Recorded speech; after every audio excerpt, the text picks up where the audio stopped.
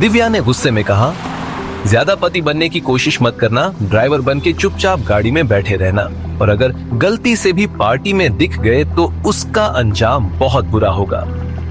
दिव्या अमन को धमका ही रही थी कि तभी उसकी चमचमाती कार आलीशान रेस्टोरेंट के बाहर आकर रुकी।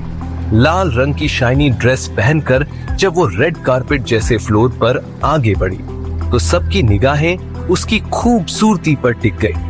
इधर अमन मुस्कुराते हुए मन ही मन कह रहा था, मैं कोई ड्राइवर नहीं हूं दिव्या माय लव, लेकिन तुम्हारे प्यार ने ड्राइवर बना दिया है। रेस्टोरेंट में पहुंचते ही दिव्या की फ्रेंड्स रुचि और महिमा वाइन हाथ में लिए उसकी तरफ बढ़ी और रुचि ने कहा, दिव्या आज भी तुम्हारा पति नहीं आया?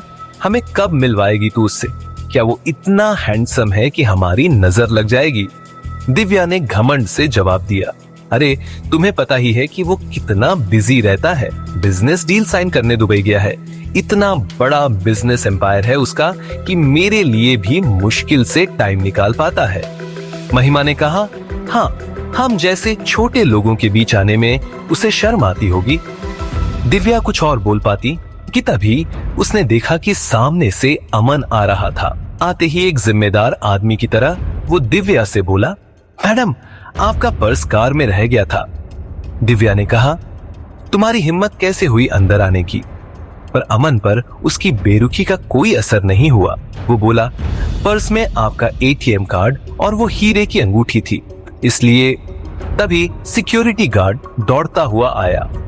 मैडम मैंने इसे रोका था, कहा कि मैं दे देता हूं पर्स, लेकिन इसने बोला कि ये आपका पति है। रुचि और महिमा पास खड़ी ये सब देख रही थीं। उन्होंने गार्ड की बात तो नहीं सुनी, लेकिन इतना समझ गईं कि अमन दिव्या का ड्राइवर है। रुचि ने कहा, ओ माय गॉड दिव्या, तू ऐसा ड्राइवर रखती है? कम से कम थोड़ा स्मार्ट अच्छे यूनिफॉर्म वाला तो रख लेती, ये तो जैसे फुटपाथ से उठकर आ गया है। महिमा ने भी साथ देते हुए कहा, माना तेरे पति के पास टाइम नहीं है, पर तू तो टाइम निकाल कर कुछ अच्छे कपड़े खरीद देती इसको। दिव्या के होंठों पर झूठी मुस्कान थी और आंखों में जहर। वो रास्ते भर चुप रही और घर पहुंचते ही अमन को बुलाकर ऑर्डर दिया, अब ड्रामा बंद और असली काम शुरू, नीचे बैठो और मेरे पैर दबाओ। अमन ने चिंता के भाव से पूछा, थकी हो क्या? दिव्या जो गुस्से से उबल रही थी बोली, थक गई हूँ तेरी 2 कौड़ी की पर्सनालिटी से। अब मेरे पैर दबाओ और तब तक दबाते रहना जब तक मैं रुकने को ना कहूँ। दिव्या ने सोच लिया था कि वो अपनी इंसल्ट का बदला अमन की दुगुनी इंसल्ट करके लेगी। अमन उसके पैर दबाने लगा, ऊपर, अब नीचे, नहीं नहीं दाएं। तुम क्या जानवर के पैर दबा रहे हो? अमन ने कहा, सीख रहा हूँ। दिव्या ने कहा, तुम जीवन भर सीखोगे, तभी मेरे पैर के नाखून बराबर भी नहीं बनोगे। अमन ने कोई रिएक्शन नहीं दिया। देर रात तक वो प्यार से उसे देखता रहा और पैर दबाता रहा। सुबह दिव्या आंख खोलते ही चीख पड़ी, अमन रात को तुमने मेरा ड्रेस चेंज किया? अमन ने कहा, हाँ रात को तुम बेहोशी में पार्टी वाले कपड़ा पहनकर सो गई थी, वो कपड़े कहीं तुम्हें अनकंफर्टेबल ना लगे, इसलिए मैंने। दिव्या चीख पड़ी, तुम्हारी इतनी हिम्मत, तुमने मुझे हाथ लगाया? अमन ने कहा, मैं तुम्हारा पति हूँ। पर दिव्या गुस्से से पागल हो रही थी। पति? वो बस सिर्फ नाम के हो, शादी भी दादाजी की जिद पर की थी। अमन सिर झुकाकर सुनता रहा और हल्की स्माइल के साथ कमरे से बाहर निकल गया। आखिर कौन सी वजह थी जिसने अमन को अपमान का यह घूंट पीने पर मजबूर कर दिया था? ये बात दिव्या को भी कभी समझ नहीं आई थी। अमन अपने कमरे में गया, अलमारी से एक छोटा सा रुमाल निकाला, उस पर खून के फीके धब्बे थे। उसने रुमाल को सीने से लगाया, गहरी सांस ली और वापस रख दिया। थोड़ी देर बाद अमन तेज धूप में लॉन में घास काट रहा था, तभी एक चमचमाती गाड़ी आकर रुकी। सुकेश ने कहा, अरे बॉस। सुकेश ने चश्मा उतारते हुए कहा, वहां पूरी दुनिया में तहलका मचा है और आप यहाँ खड़े घास छील रहे हैं। आपको देखकर कौन कहेगा कि ये वही अमन शर्मा है जिसके नाम से अंडरवर्ल्ड कांपता है, पॉलिटिशियंस की फूंक सरक जाती है और पुलिस अफसर सिफारिश के लिए आपके चक्कर काटते हैं। मनी और पावर की जीती जागती मिसाल अमन शर्मा यहाँ दूसरों के घर में चाकरी कर रहा है। आखिर क्यों बॉस? अमन मुस्कुराते हुए बोला, हो गया तुम्हारा? अब मैं कुछ बोलूं? मैंने मना किया था ना सुकेश तुम्हें यहाँ आने से। सुकेश ने कहा, सर मैं खुद नहीं आना चाहता था, लेकिन क्या करूं? बात ही कुछ ऐसी थी कि मेरे दिमाग में दूसरा कोई नाम आया ही नहीं। आपको शायद मालूम ना हो, पर बंसल ब्रदर्स ने वह डील कैंसिल कर दी है जिसके लिए मुझे 3 राज्यों का दौरा करना पड़ा था। अमन ने कहा, क्या? अमन के माथे पर बल पड़ गए। उधर बालकनी में खड़ी दिव्या हैरानी से सब देख रही थी। अमन ने कहा, उस बंसल की इतनी हिम्मत कि उसने हमारी डील को ठुकरा दिया, जबकि मैंने मुख्यमंत्री को बोलकर उसे कॉल करवाया था। तुमने पेपर्स में कोई छेड़छाड़ तो नहीं की थी सुकेश, या हमारी सेक्रेटरी ने कागज तैयार करते समय कोई गड़बड़ कर दी हो? सुकेश ने कहा, बिल्कुल नहीं, मैंने खुद सारे कागज चेक किए थे, लेकिन मुझे लगता है कि बात कुछ और है सर। अमन ने कहा, मैं जानता हूँ, वह बंसल सिर्फ मुझसे पुरानी दुश्मनी निकालना चाहता है, लेकिन चिंता मत करो, उसे मैं देख लूंगा। सुकेश ने कहा, ठीक है, और वो प्रिंसेस? अमन ने सोचते हुए कहा, स्टॉप इट सुकेश, मैं तुम्हें पहले भी सतर्क कर चुका हूँ कि उस लड़की का नाम तुम्हारी जुबान पर नहीं आना चाहिए। उन दोनों को बात करते देख दिव्या की क्यूरियोसिटी बढ़ने लगी।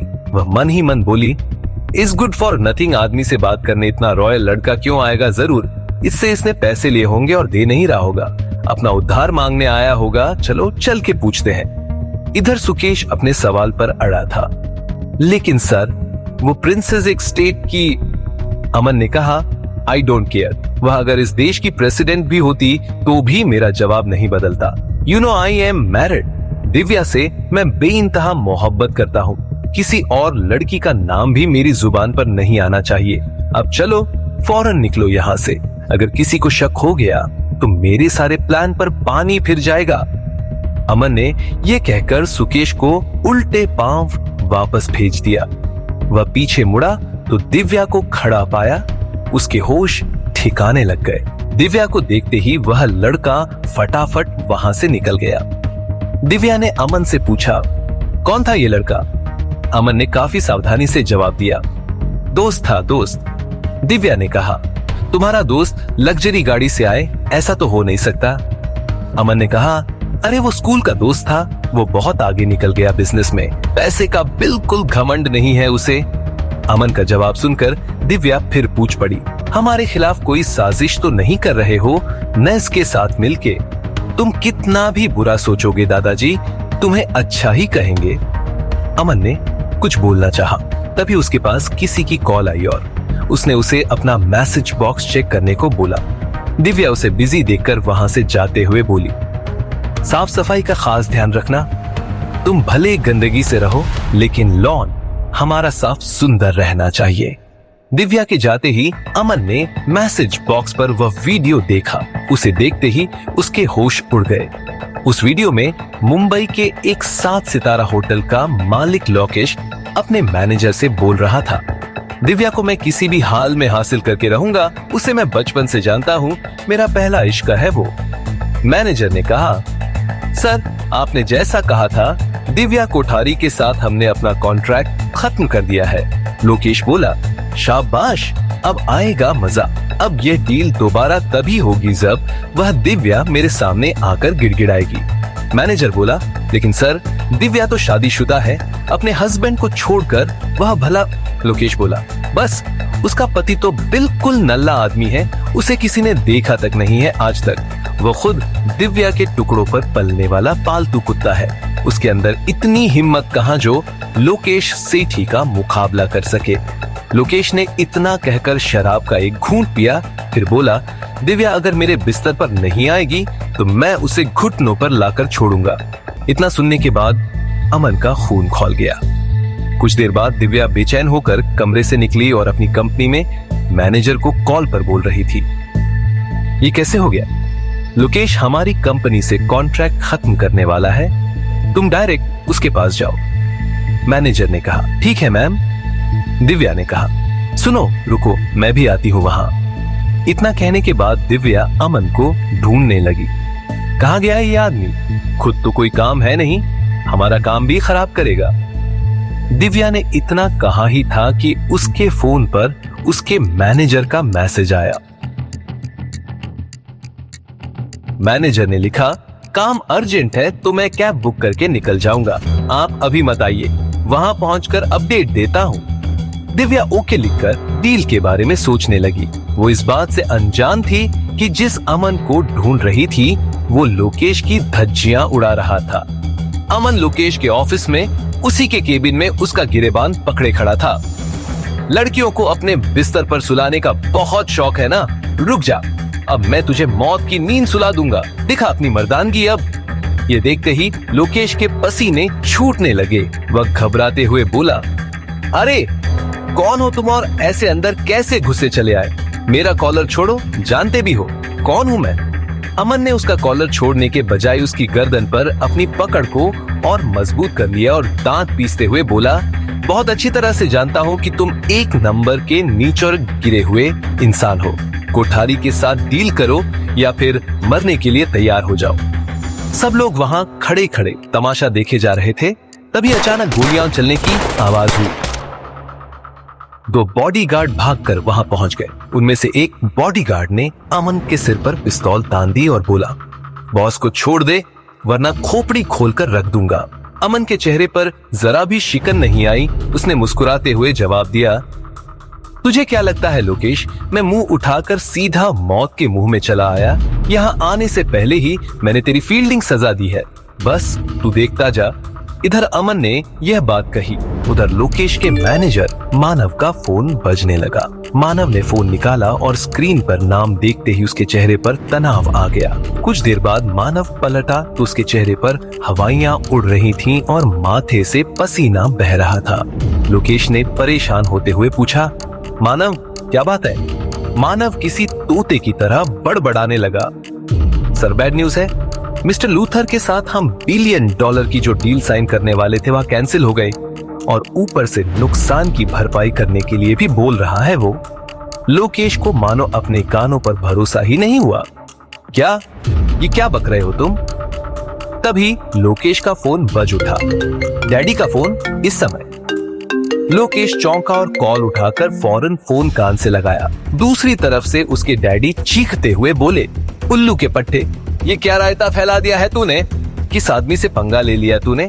हमारी कंपनी के शेयर लगातार गिरते जा रहे हैं। एक के बाद एक 6 कॉन्ट्रैक्ट्स कैंसिल हो गए और इनकम टैक्स वाले पागलों की तरह मेरे पीछे पड़े हुए हैं। मैं सिंगापुर के लिए निकल रहा हूं अभी के अभी। तू भी फटाफट अंडरग्राउंड हो जा। याद रखना, अगर तू पुलिस के हत्थे चढ़ गया तो मैं कह दूंगा कि तू मेरा बेटा नहीं है। इतना कहने के बाद उसके डैड ने फोन रख दिया। मानव ने फौरन हाथ पकड़कर लोकेश को एक तरफ खींचा और फुसफुसाया, सर कहीं वो बड़ा आदमी यही तो नहीं? इसके आने के बाद से ही ये सारी आफत आई है हमारे ऊपर। मैं तो कहता हूँ इससे माफी मांग लीजिए। ये सब चल ही रहा था कि दिव्या का मैनेजर वहां आ पहुंचा। अमन को सबसे लड़ते देख उसने मन ही मन कहा, ये अमन यहाँ क्या कर रहा है? इसकी हिम्मत कैसे हुई यहाँ आने की? और ये इतने बड़े आदमी के साथ बदतमीजी कैसे कर रहा है? लग रहा है कि इसकी बदतमीजी की वजह से ही ये डील कैंसिल हुई है। दिव्या मैम को पता चलेगा तो इसे घर से निकाल देंगी। इतना कहकर उसने दिव्या को फोन लगा दिया। मैनेजर की कॉल का क्या होगा अंजाम? क्या दिव्या अमन से रिश्ता तोड़ लेगी या अब भी करती रहेगी दादाजी के फैसले का सम्मान? या अमन की धमकी के बाद लोकेश दिव्या की कंपनी के साथ डील करने को तैयार हो जाएगा? आखिर कौन सी ऐसी वजह है जिसे नौकरों जैसा बर्ताव सहने के बाद भी अमन दे रहा है दिव्या का इतना साथ? आगे की कहानी जानने के लिए देखिए अगला एपिसोड सिर्फ पॉकेट FM के YouTube चैनल पर, और गैंगस्टर घर जमाई के सारे एपिसोड्स को सुनने के लिए डिस्क्रिप्शन में दी लिंक से डाउनलोड करें पॉकेट FM ऐप।